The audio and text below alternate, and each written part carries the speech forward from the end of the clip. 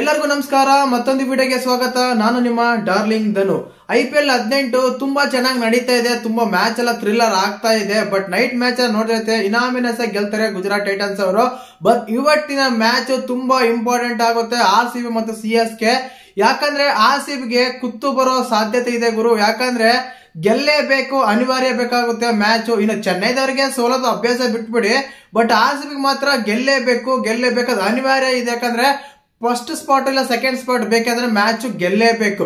ಮತ್ತೆ ಈ match ಗೆಲ್ಬೇಕಂದ್ರೆ ಚೆನ್ನೈಯಲ್ಲಿರುವ negatives ಏನು, ಆಲ್ಮೋಸ್ಟ್ ಅಲ್ಲಿ ಎಲ್ಲವೂ ನೆಗೆಟಿವ್ಸ್ ಇದಾವೆ, ಇಲ್ಲ ಅಂತಲ್ಲ. ಬಟ್ ಇಲ್ಲಿ ಮುಖ್ಯವಾಗಿ ಇಂಥ ಮ್ಯಾಚ್ ಗಳಲ್ಲೇನೆ ತುಂಬಾ ಕ್ರಿಟಿಕಲ್ ಆಗಿ ಆಗ್ಬಿಡುತ್ತೆ ನಮ್ಮ RCB ಗೆ ಮ್ಯಾಚ್ ಅಂತ ಬಂದಾಗ.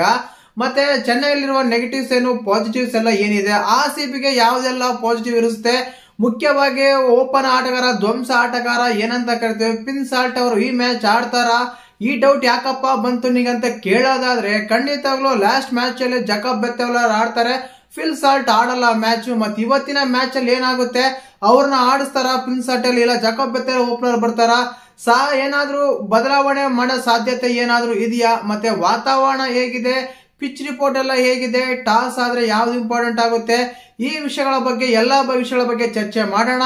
ದಯವಿಟ್ಟು ಚಾನಲ್ ಯಾರನ್ನ ಹೊಸ ನೋಡ್ತಾ ಇದ್ರೆ ಮಿಸ್ ಮಾಡ್ದೇನೆ ಸಬ್ಸ್ಕ್ರೈಬ್ ಮಾಡಿ, ಲೈಕ್ ಮಾಡಿ, ಶೇರ್ ಮಾಡಿ. ನೋಡಿ, ಮೊದಲೇದಾಗಿ RCB CSK ಈ ಮ್ಯಾಚ್ ಬಂದ್ಬಿಟ್ಟು ಎಲ್ಲರಿಗೂ ಗೊತ್ತಿದೆ ವಿಷಯ. ನಮ್ಮ ಬೆಂಗಳೂರಿನ ಚಿನ್ನಸ್ವಾಮಿ ಸ್ಟೇಡಿಯಂ ಅಲ್ಲಿ ಈ ಮ್ಯಾಚ್ ನಡೆಯುತ್ತೆ ಕೂಡ. ಆದ ಕಾರಣ ಇಡೀ ಭಾರತದಲ್ಲೇ ಚಿಕ್ಕ ಗ್ರೌಂಡ್ ಅಂದ್ರೆ ಬೌಂಡ್ರಿಯಲ್ಲಿ ಸಣ್ಣ ಗ್ರೌಂಡ್ ಆಗಿರುವ ನಮ್ಮ ಚಿನ್ನಸ್ವಾಮಿ ಕ್ರೀಡಾಂಗಣದಲ್ಲಿ ಮುಖ್ಯವಾಗಿ ಟಾಸ್ ಇಂಪಾರ್ಟೆಂಟ್ ಆಗುತ್ತೆ. ಯಾಕೆಂದ್ರೆ ಅಲ್ಲಿ ಆಡಿರೋ 4 ಮ್ಯಾಚ್ಗಳಲ್ಲಿ ಕೂಡ ಚೇಂಜಿಂಗ್ ಮ್ಯಾಚ್ ತುಂಬಾ ಗೆದ್ದಿದ್ದೇವೆ. ಯಾಕಂದ್ರೆ ನಮ್ಮ ರಜತ್ ಪಟಿದಾರ್ ಅವರು ಆಡಿರೋ 4 ಮ್ಯಾಚ್ಗಳಲ್ಲಿ ಟಾಸ್ ಸೋತಿದ್ದಾರೆ. ಆ ಟಾಸ್ ಸೋತಾಗ ಏನಾಗುತ್ತೆ ಅಂದ್ರೆ ಅಪೋಸಿಟ್ ಇರೋರು ಚೇಂಜಿಂಗ್ ತಗೊಂತಾರೆ, ಈಜಿಯಾಗಿ ಚೇಂಜ್ ಮಾಡ್ತಾರೆ. ಯಾಕಂದ್ರೆ ಫಸ್ಟ್ ಬ್ಯಾಟಿಂಗ್ ಆಡಿದಾಗ ನಮ್ಮ RCB ಬ್ಯಾಟ್ಸ್ಮನ್ ಗಳು ಹೈಯೆಸ್ಟ್ ಸ್ಕೋರ್ ಮಾಡಕ್ಕೆ ಸ್ವಲ್ಪ ತಿನ್ಕಾಡ್ತಾರೆ. ಅಂದ್ರೆ ಆ ಪಿಚ್ ಅಲ್ಲಿ ಆಗಿರುತ್ತೆ. ಸ್ಟಾರ್ಟಿಂಗ್ ಬ್ಯಾಟಿಂಗ್ ಆಡಿದಾಗ ಸ್ವಲ್ಪ ಹೆಲ್ಪ್ ಮಾಡಲ್ಲ, ಬರ್ತಾ ಪಿಚ್ ಬ್ಯಾಟಿಂಗ್ ಆಡೋಕೆ ತುಂಬಾ ಅನುಕೂಲವಾಗಿರುತ್ತೆ. ಆದ ಕಾರಣ ಇಲ್ಲಿ ತುಂಬಾ ಇಂಪಾರ್ಟೆಂಟ್ ಆಗುತ್ತೆ ಟಾಸ್.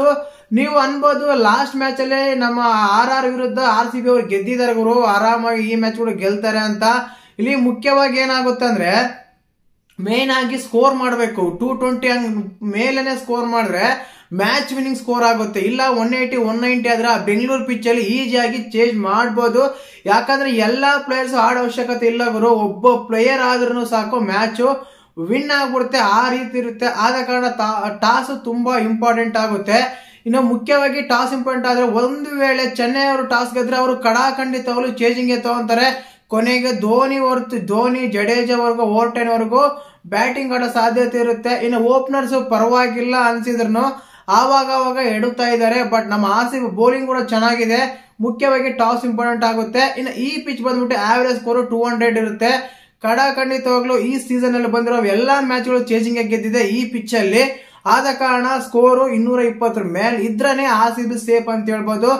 ಪ್ಲೇಯಿಂಗ್ ಲೆವೆನ್ ಅಂತ ತಗೊಂಡ RCB ಖಂಡಿತವಾಗ್ಲೂ ಹೇಳ್ಬೋದು ಈ ಮ್ಯಾಚ್ ಕೂಡ ಫಿಲ್ ಸಾಲ್ಟ್ ಅವರು ಆಡುವ ಸಾಧ್ಯತೆ ಕಡಿಮೆ ಇದೆ. ಕಾರಣ ಇಷ್ಟನೇ, ಅವರಿಗೆ ವೈರಲ್ ಫೀವರ್ ಬಂದಿದೆ, ಜ್ವರ ಬಂದಿದೆ ಅಂತ ಅಪ್ಡೇಟ್ ಇದೆ, ಅದಿನ್ನು ಕ್ಯೂರ್ ಆಗಿಲ್ಲ ಅಂತಿದೆ. ಒಂದು ವೇಳೆ ಮ್ಯಾಚ್ ಅಷ್ಟೊತ್ತಿಗೆ ಇನ್ನೂ ಅದೇ ಸ್ವಲ್ಪ ಅನಲೈಸ್ ಇದ್ರೆ, ಲೈಸಿ ಆಗಿದ್ರೆ ಅವ್ರನ್ನ ಆಡಿಸೋ ಅವಶ್ಯಕತೆ ಇರಲ್ಲ. ಜಕಬ್ ಬೆತ್ತೆಲ್ ಅವ್ರನ್ನ ಆಡಿಸ್ತಾರೆ. ಒಳ್ಳೆ ಟಚ್ ಅಲ್ಲೇ ಕಂಡು ಜಕಬ್ ಬೆತ್ತೆಲ್ ಕೂಡ, ಯಾಕಂದ್ರೆ left hand right hand combination ಇರುತ್ತೆ ಓಪನರ್ ಅಂತ ಬಂದಾಗ.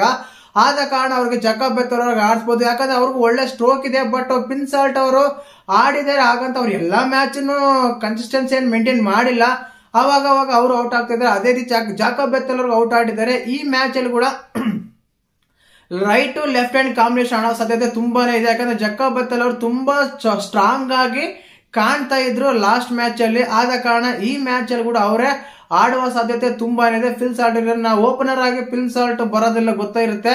ಕಿಂಗ್ ಕೊಹ್ಲಿ, ಜಕಬ್ ಬೆತ್ತೆಲ್ ಅವರು ಬರ್ತಾರೆ. ಇನ್ನು ಒನ್ ಡನ್ ಆಗಿ ದೇವದತ್ತ ಪಡಿಕ್ಕಲ್ ಬರ್ತಾರೆ. 3ನೇ ಬ್ಯಾಟ್ಸ್ಮನ್ ಆಗಿ 4th ಒನ್ ಡನ್ ಆಗಿ ಲಾಸ್ಟ್ ಮ್ಯಾಚ್ ಅಲ್ಲಿ ನಮ್ಮ ಇವರು ಕುರ್ನಾಲ್ ಪಾಂಡ್ಯ ಅವರು ಬಂದಿದ್ರು, ಅವರೇ ಬರುವ ಸಾಧ್ಯತೆ ಕೂಡ ಇದೆ. ಯಾಕಂದ್ರೆ ನೋಡಿ, ಮೊದಲೇದಾಗಿ left hand right hand king Kohli, Jacob Bethell ಬರ್ತಾರೆ. ಅದಾದ್ಮೇಲೆ Devdutt Padikkal left hand king Kohli ಇರ್ತಾರೆ. ಅದಾದ್ಮೇಲೆ ಕುರ್ನಾಲ್ ಪಾಂಡ್ಯ ಲೆಫ್ಟ್ ಹ್ಯಾಂಡ್ ಬರ್ತಾರೆ. ಈಗ left hand right hand combination ಆಡೋ ಸಾಧ್ಯತೆ ತುಂಬಾನೇ ಇದೆ ಅಂತ ಅನಿಸ್ತಾ ಇದೆ. ಆದ ಕಾರಣ ಇನ್ನು ಬ್ಯಾಟ್ಸ್ಮನ್ ಆಗಿ ನಾವು ನೋಡಬಹುದು ಕುರ್ನಾಲ್ ಪಾಂಡ್ಯ ಆದ್ಮೇಲೆ ಜಿತೇಶ್ ಶರ್ಮಾ ಇರ್ತಾರೆ. ಜಿತೇಶ್ ಶರ್ಮಾ ಆದ್ಮೇಲೆ ಇವ್ರು ಇರ್ತಾರೆ, ಟೀಮ್ ಡೇವಿಡ್ ಇರ್ತಾರೆ. ಟೀಮ್ ಡೇವಿಡ್ ಆದ್ಮೇಲೆ ಶತರ್ಫೋರ್ಡ್ ಅವ್ರು ಇರ್ತಾರೆ. ಅದಾದ್ಮೇಲೆ ಹೀಗೆ ಒಬ್ಬೊಬ್ರು ತುಂಬಾ ಚೆನ್ನಾಗಿ ಬ್ಯಾಟಿಂಗ್ ಲೈನ್ ಅಪ್ ಇದೆ. ಆದ ಕಾರಣ ಇನ್ನು ಬೌಲರ್ಸ್ ಅಂತ ತಗೊಂಡ್ರೆ ಈ 5 ಜನ ಬ್ಯಾಟ್ಸ್ಮನ್ ಆದ್ರೂ ಮೊದಲೇದಾಗಿ ಬಂದ್ಬಿಟ್ಟು ಹೇಳ್ದಲ್ಲ, ಜಾಕೋಬ್ ಬೆಥೆಲ್, ವಿರಾಟ್ ಕೊಹ್ಲಿ, ದೇವದತ್ ಪಡಿಕ್ಕಲ್, ಕುರ್ನಾಲ್ ಪಾಂಡ್ಯ, ಇನ್ನು ಅದಾದ್ಮೇಲೆ ಟೀಮ್ ಡೇವಿಡ್, ಜಿತೇಶ್ ಶರ್ಮಾ, ಶತರ್ಫೋರ್ಡ್, ಈ 7 ಜನ ಬ್ಯಾಟ್ಸ್ಮನ್ ಗಳಾದ್ರೆ ಇನ್ನು ಬೌಲರ್ ಅಂತ ಅಂದಾಗ ಗೊತ್ತೇ ಇರುತ್ತೆ, ಹ್ಯಾಜಲ್ವುಡ್ ಅವರು ತುಂಬಾ ಚೆನ್ನಾಗಿ ಬೌಲ್ ಮಾಡ್ತಾ ಇದಾರೆ. ಚೆನ್ನಾಗಿ ಕೂಡ ವರ್ಕೌಟ್ ಆಗ್ತಾ ಇದೆ RCBಗೆ. ಇದಾದ್ಮೇಲೆ ಭುವಿ ಗೊತ್ತೇ ಇರುತ್ತೆ, ಒಳ್ಳೆ ಸ್ವಿಂಗ್ ಮಾಸ್ಟರ್ ಅಂತ ಹೇಳ್ಬೋದು. ಭುವನೇಶ್ವರ್ ಕುಮಾರ್ ಅವರು. ಇನ್ನು ಸ್ಪಿನ್ ಅಂತ ತಗೊಂಡ್ರೆ ಸೂರ್ಯ ಶರ್ಮಾ ಹೋಗ್ತಾರೆ, ಕುರ್ನಾಲ್ ಪಾಂಡ್ಯ ಅವರು ಆಗ್ತಾರೆ. ಹೀಗೆ ಟೀಮ್ ತಗೊಂಡಾಗ ಈ ಟೀಮ್ ಆಗಿರುತ್ತೆ. ಇಂಪ್ಯಾಕ್ಟ್ ಪ್ಲೇಯರ್ ಆಗಿ ಫಸ್ಟ್ ಬ್ಯಾಟಿಂಗ್ ಆದ್ರೆ ಮಾತ್ರ ಸೂರ್ಯ ಶರ್ಮಾ ಕುಂದಿರ್ಸ್ತಾರೆ, ದೇವದತ್ ಪಡಿಕ್ಕಲ್ ಪ್ಲೇಯಿಂಗ್ ಲೆವೆಲ್ ಅಲ್ಲಿ ಇರ್ತಾರೆ. ಇಲ್ಲ ಸೆಕೆಂಡ್ ಬ್ಯಾಟಿಂಗ್ ಆದ್ರೆ ಸೂರ್ಯ ಶರ್ಮಾ ಪ್ಲೇಯಿಂಗ್ ಲೆವೆಲ್ ಇರ್ತಾರೆ.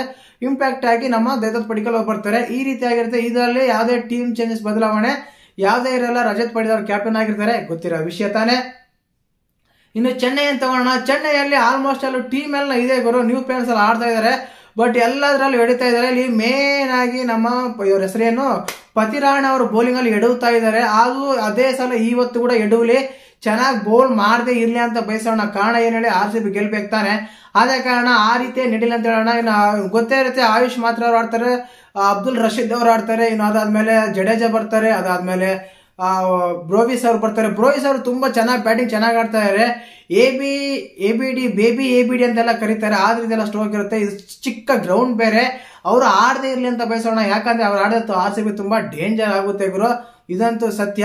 ಏನೇ ಇಲ್ಲಿ ಎಷ್ಟೇ ಇರಲಿ, ಚೇಂಜಿಂಗ್ ಆದ್ರೆ RCB ಖಂಡಿತವಾಗ್ಲೂ ಗೆಲ್ಲುತ್ತೆ. ಬಟ್ ಫಸ್ಟ್ ಬ್ಯಾಟಿಂಗ್ ಆದ್ರೆ ತುಂಬಾ ಕಷ್ಟ ಆಗುತ್ತೆ. ಇನ್ನು ಗೊತ್ತಿರುತ್ತಲ್ಲ, ಓಪನರ್ಸ್ ಆಗಿ ಆಯುಷ್ ಮಾತ್ರೆ, ಅಬ್ದುಲ್ ರಶೀದ್ ಅವ್ರು ಬರ್ತಾರೆ. ಅದಾದ್ಮೇಲೆ ಜಡೇಜಾ ಬರ್ತಾನೆ. ಅದಾದ್ಮೇಲೆ ಸ್ಯಾಮ್ ಕರನ್ ಬರ್ತಾನೆ. ಅದಾದ್ಮೇಲೆ ಇವ್ರು ಬರ್ತಾರೆ, ಶುಭನ್ ದುಬೆ ಬರ್ತಾರೆ, ಜಡೇಜಾ ಬರ್ತಾರೆ, ಧೋನಿ ಬರ್ತಾರೆ. ಇವು 7 ಆದ್ರೆ ಇನ್ನು ಬೌಲರ್ಸ್ ಅಂತ ತಗೊಂಡ್ರೆ ಖಂಡಿತವಾಗ್ಲು ಕುಂಬುಜಾ ನೋಡಿರ್ತಾರೆ, ಲಾಸ್ಟ್ ಮೇಲೆ ತುಂಬಾ ಬೌಲ್ ಚೆನ್ನಾಗಿ ಮಾಡಿದ್ರು.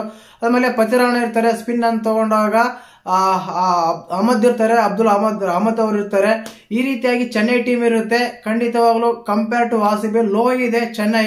ಬಟ್ ಯಾವಾಗ ಯಾರೋ ಪುಟ್ಟದ್ ಹೇಳ್ತಾರೆ ಅಂತ ಹೇಳಕ್ ಆಗಲ್ಲ. ನಮ್ ಟೈಮ್ ಸರಿ ಇಲ್ಲ ಅಂದ್ರೆ ಮ್ಯಾಚ್ಗಳು ಅದೇ ಇರುತ್ತೆ. ಕೊನೆಯದಾಗಿ ಹೇಳಿದ್ರೆ ಕಂಪೇರ್ ಟು RCB, ಈ ಸಲ ಏನಾದ್ರೂ RCB ಚೆನ್ನೈ ಮೇಲೆ ಗೆದ್ರೆ ಕಂಟಿನ್ಯೂಸ್ ಆಗಿ 3 ಗೆದ್ದಂಗೆ. ಆದ್ರೆ ಲಾಸ್ಟ್ ಟೈಮ್ ಅಲ್ಲಿ 2-1 ಸೆಲೆಬ್ರೇಷನ್ ಮಾಡಿದ್ರು. ಕಿಂಗ್ ಕೊಹ್ಲಿ ಅವರು ಇವತ್ತು ಕೂಡ ಸೆಲೆಬ್ರೇಷನ್ ಮಾಡೋ ಸಾಧ್ಯತೆ ತುಂಬಾನೇ ಇದೆ. ಮಳೆ ವಾತಾವರಣ ಅಂತ ಕೇಳಿದ್ರೆ ಮಳೆ ಬರೋ ಸಾಧ್ಯತೆ ಇದೆ ಅಂತ ಹೇಳಿದೆ. ಬಟ್ ಯಾವ ರೀತಿ ಎಲ್ಲ ಏನಾಗುತ್ತೆ ಅಂತ ವಾತಾವರಣ ನಮ್ಮ ಕೈಲಿ ಕಂಟ್ರೋಲ್ ಮಾಡಕ್ ಆಗಲ್ಲ. ಮ್ಯಾಚ್ ನ ಕಿಂಗ್ ಕೊಹ್ಲಿ ಕಂಟ್ರೋಲ್ ಮಾಡ್ಬೋದು, ಬಟ್ ಮಳೆನ ಯಾರು ಕಂಟ್ರೋಲ್ ಮಾಡಕ್ ಆಗಲ್ಲ. ವಾತಾವರಣ ಅದು ಒಂದು ಇನಾಮಿನಸ್ ಅಷ್ಟೇನೆ, ಅದಿಷ್ಟ. ಅದು ಬರ್ಬೇಕಾದ್ರೆ ಬರುತ್ತೆ, ಬರಲ್ಲ ಅಂದ್ರೆ ಬರಲ್ಲ. ಆ ರೀತಿ ಇರುತ್ತೆ. ಇನ್ನು ಇವತ್ತಿನ ಮ್ಯಾಚ್ ಈ ರೀತಿ ಇರುತ್ತೆ. ಇನ್ನು ಫೇವರೇಟ್ ಅಂತ ಹೇಳೋದಾದ್ರೆ ಖಂಡಿತ ಅವ್ರು ಹೇಳೋದು RCB ನ ಫೇವರೇಟ್. ಟಾಪ್ ಆಫ್ ದ 3 ಇದೆ, ಬಟ್ 14 ಪಾಯಿಂಟ್ಸ್ ಸೇಮ್ ಇದೆ. ರನ್ ರೇಟ್ ಕಡೆಯಿಂದ ಕೆಳಗಡೆ ಈ ಮ್ಯಾಚ್ ಅಂದ್ರೆ ಹೈಯೆಸ್ಟ್ ರನ್ ಇಂದ ಗೆಲ್ಲಿ ಸೆಕೆಂಡ್ ಪ್ಲೇಸ್ ಗೆ ಫಿಕ್ಸ್ ಮಾಡ್ಕೊಳ್ಳಿ. ಈ ಮ್ಯಾಚ್ ಗೆದ್ರೆ ಫಸ್ಟ್ ಪ್ಲೇಸ್ ಗೆ ಬರುತ್ತೆ ಬಿಡು, ಬಟ್ ರನ್ ರೇಟ್ ಮೇಂಟೈನ್ ಮಾಡಿ ಅಂತೆಲ್ಲ ಬಯಸೋಣ. ಮತ್ತೆ ವಿಡಿಯೋ ಇಷ್ಟ ಆದ್ರೆ ಲೈಕ್ ಮಾಡಿ, ಶೇರ್ ಮಾಡಿ, ಸಬ್ಸ್ಕ್ರೈಬ್ ಮಾಡಿ. ಜೈ ಹಿಂದ್, ಜೈ ಕರ್ನಾಟಕ, ಮತ್ತೆ ಜೈ RCB, ಜೈ RCB, ಜೈ RCB.